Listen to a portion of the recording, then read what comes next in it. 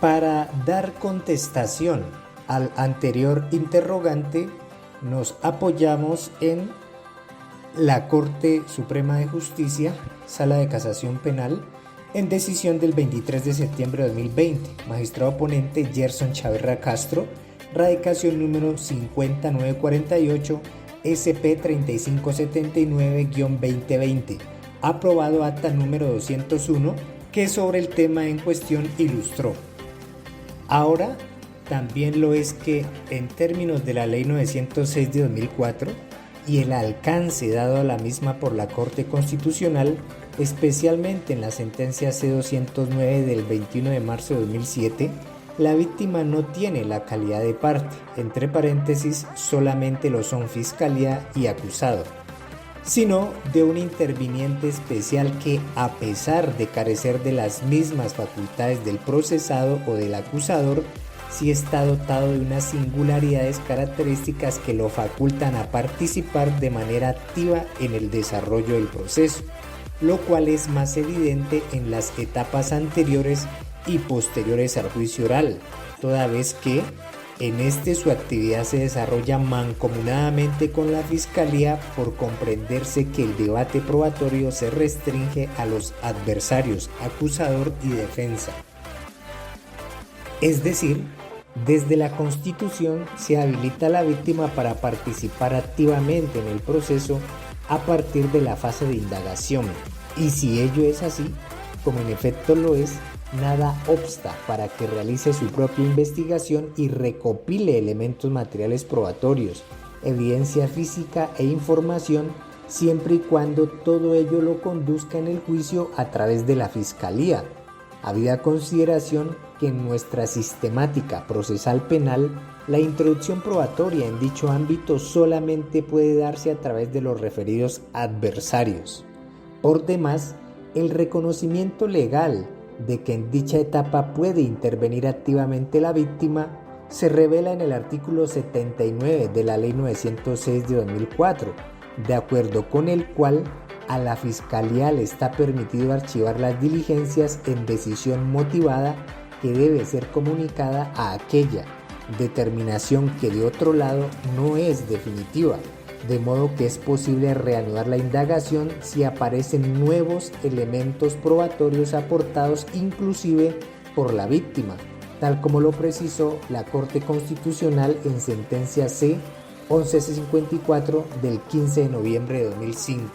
Abre comillas, por lo mismo, abre paréntesis, señaló la Corte en auto del 7 de diciembre de 2011, radicado número 37596, cierra paréntesis, si para este específico propósito se la habilita para aportar elementos probatorios en aras de impetrar a la Fiscalía reanude su indagación, nada obsta para que igual lo haga en situaciones diversas con el objeto de coadyuvar en la tarea del ente acusador, máxime que, por su condición, tuvo contacto directo con el delito y de primera mano e inmediatamente puede recopilar elementos que con el paso del tiempo tienden a perderse. Cierra comillas. Por tanto, bajo una comprensión armónica de la estructura del proceso acusatorio, la facultad de intervención activa que tienen las víctimas revela a su base una legitimación constitucional para hacer valer sus derechos a la verdad, la justicia y la reparación, sin soslayar desde luego que, en tratándose del juicio y en procura de la igualdad de armas entre los oponentes, la legislación reguló la forma de su participación adjunta y no separada de la Fiscalía. Lo anterior significa que los elementos que definen la participación de la víctima en tanto interviniente especial en las diversas esclusas del proceso penal depende de la específica etapa de que se trate. Luego, habiéndose precisado desde la Constitución su participación durante el juicio, ha de concluirse que la posibilidad de que intervenga directa y autónomamente es mayor, como ya se dijo, en las fases previas o posteriores y menor en la del juzgamiento, etapa esta en la cual la Fiscalía desplegará su actividad con base en su propia investigación en la que hubieran realizado la víctima en las previas, de modo que, habiendo participado en la construcción del caso para defender sus derechos, estos se proyecten precisamente por conducto de la Fiscalía. En consecuencia, una primera conclusión en procura de responder los cuestionamientos del impugnante se impone. 2 puntos. La víctima se encuentra constitucional y legalmente habilitada para adelantar por cuenta propia una averiguación de los hechos que la hubiere afectado, pero sus resultados no los puede hacer valer o introducir al juicio de manera autónoma, sino a través de la Fiscalía. Luego, en ese sentido, yerra aquel al suponer que una tal actividad le estaba vedada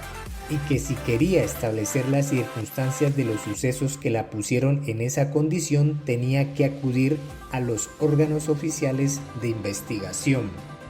Obviamente, la actividad que en ese sentido desarrolle la víctima ha de sujetarse a las restricciones del ordenamiento y en especial observar los derechos fundamentales, pues es claro que mal podría realizar un registro o un allanamiento o interceptar comunicaciones en desmedro de prerrogativas constitucionales o de la reserva judicial o legal que ciertas actuaciones, documentos o información imponen, como que en tal caso sí le está vedada cualquier intervención directa. En ese sentido, la elaboración de un retrato hablado del agresor, su identificación a través de terceros en lugares públicos,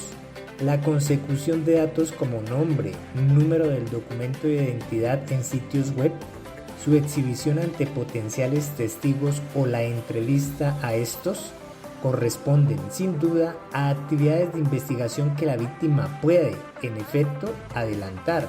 más aún cuando no se aprecia en ellas la vulneración de alguna prerrogativa fundamental, ni de la reserva judicial o legal, y a cambio sí revelan el comienzo de la concreción de los derechos que le corresponden. Luego, si por adelantar su propia investigación se trata, estando habilitada para ello, es incuestionable que la víctima en su testimonio no pierde crédito alguno. En otras palabras, no porque haya llevado a cabo por cuenta propia sus averiguaciones deja de ser creíble. Por el contrario, ¿quién mejor que el propio ofendido, el idóneo para establecer las circunstancias del punible y sus autores? Mucho más en este evento en que permaneció por varias horas al lado de su agresor y de esa manera logró, desde luego, su identificación a través de los rasgos físicos que transmitió en el retrato hablado, con el cual finalmente supo de quién se trataba, por su nombre y documento de identidad, que confirmó ante la Registraduría Nacional del Estado Civil al obtener de la entidad aquellos datos que carecen de reserva legal o judicial, y por lo mismo su obtención no se halla sometida a control previo o posterior de un juez de garantías, según la hermenéutica del artículo 244 de la Ley 906 de 2004.